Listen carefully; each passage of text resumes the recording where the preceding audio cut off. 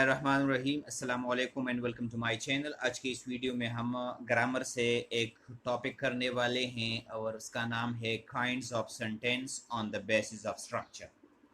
यानी स्ट्रक्चर के लिहाज से जुमले के कौन कौन से अक़साम होते हैं। वीडियो स्टार्ट करने से पहले मैं आपसे एक रिक्वेस्ट करना चाहता हूँ कि अगर अभी तक आपने इस चैनल को सब्सक्राइब नहीं किया है तो काइंडली इस चैनल को सब्सक्राइब करें ताकि आपको नई नई वीडियोस की नोटिफिकेशन मिलती रहे। वीडियो स्टार्ट करते हैं। सबसे पहले जुमले के हवाले से पढ़ते हैं कि व्हाट इज़ अ सेंटेंस। तो सेंटेंस क्या होता है? अ वर्ड और अ ग्रुप ऑफ वर्ड्स, लफ्ज़ या अल्फाज का मजमुआ that can give a complete sense, जो मुकम्मल मफहूम अदा करता हो, इस कॉल्ड अ सेंटेंस, उसको हम जुमला कहते हैं। यानी जुमले की तारीफ में हम ये कह सकते हैं कि जुमला एक लफ्ज़ का भी बन सकता है, एक लफ्ज़ का भी जुमला हो सकता है। अ वर्ड और अ ग्रुप ऑफ वर्ड्स, और अल्फाज का मजमुआ भी हो सकता है जुमला, लेकिन शर्त उसमें क्या है कि अगर मुकम्मल मफहूम अदा कर सकता हो तो। फर्ज करे एक लफ्ज़ है कम। कम जो है ये भी एक जुमला है क्योंकि इससे पूरा मतलब समझ में आ जाता है। इस तरीके से गो एक अलग मफहूम जो है वो अदा कर सकता है, लिहाजा एक लफ्ज़ से भी जुमला बन सकता है। इसके अलावा अल्फाज का मजमुआ जो है वो क्या कहलाता है? वो जुमला कहलाता है। जैसे कि आपको नज़र आ रहा है, एक मिसाल है हमारे पास, अली किक्स अ बॉल। अब अली एक बाल को लत मारता है या किक लगाता है, ये एक जुमला है क्योंकि इससे पूरा मतलब समझ में आ जाता है। किसी भी जुमले को अच्छी तरीके से समझने के लिए हमारे पास ये है कि हम इसको इस तरीके से समझें कि सबसे पहले सब्जेक्ट आता है, उसके बाद वर्ब आता है, उसके बाद ऑब्जेक्ट आता है, अगर वो जुमला मुस्बत जुमला हो तो आगे जाकर जो है हम फिर इस जुमले को दो हिस्सों में बांटते हैं। आगे जाकर इसको समझते हैं अच्छे तरीके से कि अली किक्स अ बॉल। तो इसमें इसके दो हिस्से हैं। एक इसका सब्जेक्ट कहलाता है जिसको हम कहते हैं फ़ाइल, उर्दू में हम इसको कहते हैं। तो अली इसका फ़ाइल हो गया यानी सब्जेक्ट, और किक्स अ बॉल जो है ये इसका प्रीडिकेट हो गया। प्रीडिकेट क्या के किसे कहते हैं? प्रीडिकेट ये सब्जेक्ट ने जो कुछ किया होता है वो तमाम अल्फाज जो है वो प्रीडिकेट में शामिल होते हैं। ये प्रीडिकेट अमूमन वर्ब से जो है वो शुरू होता है, और ये हमें ये बताता है कि ये सब्जेक्ट जो है ये इसने क्या कुछ किया है, तो वो हमें प्रीडिकेट से पता चलता है। तो लिहाजा ये आपने समझना है कि जुमला जो है वो एक लफ्ज़ का भी हो सकता है, वो कई अल्फाज का भी हो सकता है, लेकिन उसका मेन जो मतलब है वो ये है कि मतलब अदा कर सकता हो, मफहूम अदा कर सकता हो। आगे पढ़ते हैं। एक On the basis of structure, there are four kinds of sentences. Structure के लिहाज से जुमले के चार हिस्से होते हैं, चार अकसाम है। नंबर एक है simple sentence, compound sentence, complex sentence, और नंबर फोर है कंपाउंड कॉम्प्लेक्स सेंटेंस। एक एक करके इसको पढ़ते हैं। सबसे पहले सिंपल सेंटेंस को पढ़ते हैं। अ sentence which has one subject and one predicate is called simple sentence. एक ऐसा जुमला जिसके अंदर एक सब्जेक्ट होता है और एक प्रीडिकेट होता है, ऐसे जुमले को हम सिंपल सेंटेंस कहते हैं। मसलन अली गोज़ टू स्कूल, इसमें आप देख सकते हैं अली हमारे पास एक सब्जेक्ट है और गोज़ टू स्कूल जो है ये हमारे पास प्रीडिकेट है। लिहाजा वो जुमला जो एक सब्जेक्ट और एक प्रीडिकेट पर मुश्तमिल होता हो उसको हम सिंपल सेंटेंस कहेंगे। नेक्स्ट हमारे पास है compound sentence. A sentence which has two main and या independent या principal clauses joined by coordinating conjunctions, fin boys, for, and, nor, but, or, yet, so, is called a compound sentence.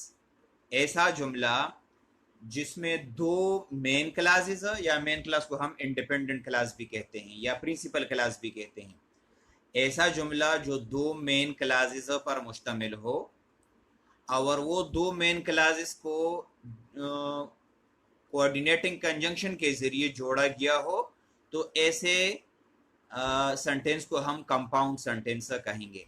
Coordinating conjunctions के हवाले से एक अलग video है, अगर वो वीडियो आपने अभी तक नहीं देखी तो वो वीडियो देख लें, ताकि आपको कोऑर्डिनेटिंग कंजंक्शन की समझ आ जाए। कोऑर्डिनेटिंग कंजंक्शंस हमारे पास ये है फैन बॉयज। ये फैन बॉयज का लफ्ज आपने याद रखना है, इसमें ये एफ फॉर के लिए है, ए एंड के लिए, एन नॉर, बी बट के लिए है, ओ और वाई जो है वो यट के लिए है, एस सो के लिए है।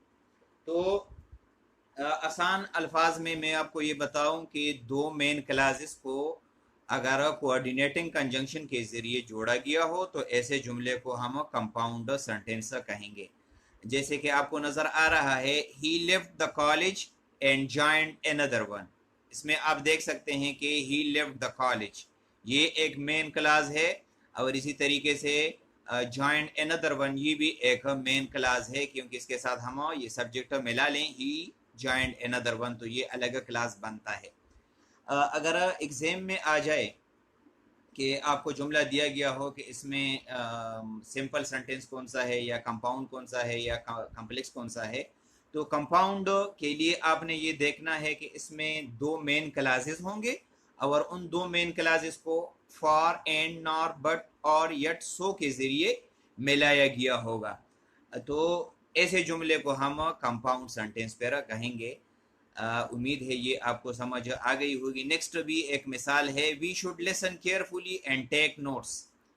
तो इसमें भी आप देख सकते हैं कि वी शुड लिसन केयरफुली, ये एक अलग मेन क्लास है, and we should take notes, ये एक अलग मेन क्लास है। इसको हम इसको एंड के जरिए जोड़ा गया है, लिहाजा ये कंपाउंड सेंटेंस की मिसाल हैं। नेक्स्ट हम पढ़ते हैं, वो है complex sentence. A sentence which has one main clause and one or more subordinate clauses is called complex sentence.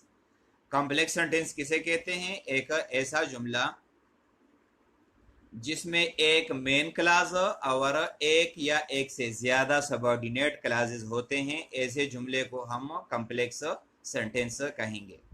मिसाल है, for example, he will pass the examination if he works hard.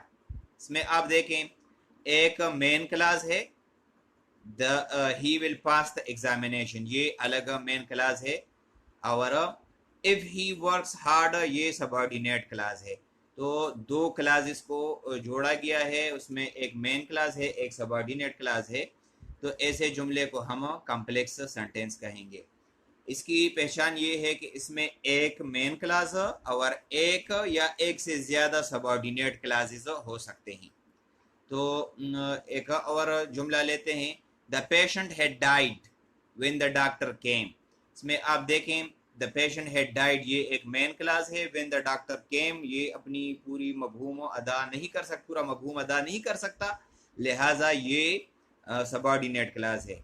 तो complex sentence में हम देखेंगे कि main class और एक या एक से ज्यादा सबऑर्डिनेट क्लास जो है वो इसमें होते हैं कॉम्प्लेक्स सेंटेंस में। उम्मीद है ये आपको समझ आ गई होगी। नेक्स्ट हमारे पास है compound complex sentence. A sentence which has two main clauses and one dependent clause is called compound complex sentence. एक ऐसा जुमला जिसमें दो मेन क्लासेस होते हैं और एक डिपेंडेंट या सबऑर्डिनेट क्लास होता है, उसको हम कहते हैं कंपाउंड कॉम्प्लेक्स सेंटेंस। इसकी मिसाल आप देख सकते हैं, before the bell rang the children packed up and the teachers collected their work. In this sentence we have one dependent clause and two main classes.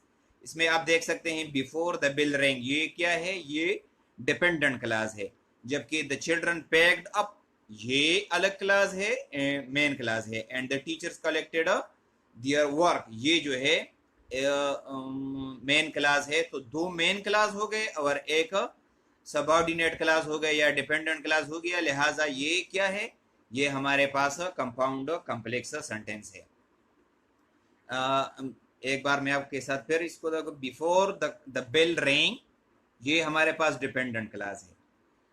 The children packed up, ये main clause है। Teachers collected their work, ये हमारे पास जो है main clause है। तो उम्मीद है आपको कंपाउंड कॉम्प्लेक्स की समझ आ गई होगी। अगर इस हवाले से कोई भी सवाल हो तो आप बाकायदा पूछ सकते हैं। उम्मीद है आपको ये सारी चीज़ें समझ आ गई होंगी। अगर अभी तक आपने इस चैनल को सब्सक्राइब नहीं किया है तो काइंडली चैनल को सब्सक्राइब करें, और अगर वीडियो आपको पसंद आ गई है तो इसको लाइक के बटन को जो है क्लिक करें। Thank you once again for watching. अल्लाह हाफिज़।